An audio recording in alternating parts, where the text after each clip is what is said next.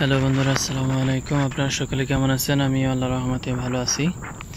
আজকে কিছু কথা আপনাদের সাথে শেয়ার করব, সেটা হইতেছে যে আপনারা যারা বিভিন্ন সময় বিভিন্ন কাজের জন্য আপনারা যারা বের হন, যাদের বৈধ কাগজপাতি নাই, তারা কিন্তু অনেক সময় কিন্তু বাইর হইতে হয়।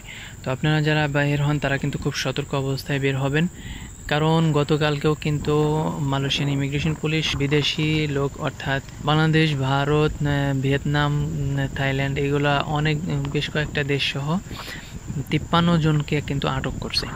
তো এই জন্য আপনারা যাদের কাগজপাতি এখনও বৈধ হয় নাই, তারা কিন্তু খুব সতর্ক অবস্থায় বের হবেন, যেন মালয়েশিয়ান ইমিগ্রেশন পুলিশের সামনে যাতে আপনারা না পড়েন।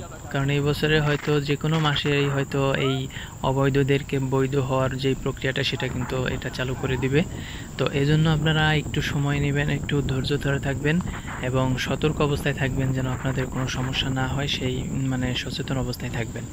এবং নতুন যারা আপনারা আসতে চাচ্ছেন, তারা হয়তো জানেন যে আগামী মে মাসের ২১-২২ তারিখের মধ্যে মালয়েশিয়া থেকে একটা টিম বাংলাদেশে যাবে এবং সেখানে একটা যৌথ বৈঠকের কথা আছে। সেখানে কিন্তু আপনারা জানতে পারবেন, সেই বৈঠকের মধ্যে আপনারা জানতে পারবেন যে কবে থেকে সকল সেক্টরের লোক আসতে পারবে এবং কি কি সুবিধা পাবে এবং কোন কোন সেক্টরের লোক আসতে পারবে, এবং বিশেষ করে সেই ১৮,০০০ কর্মীদের কি অবস্থা, তারা কিভাবে যাইতে পারবে, তাদেরকে নেওয়ার কি ব্যবস্থা, সেটা কিন্তু আগামী মাসে যে বৈঠক, সে বৈঠকে সেটা কিন্তু আলোচনা হবে ইনশাল্লাহ।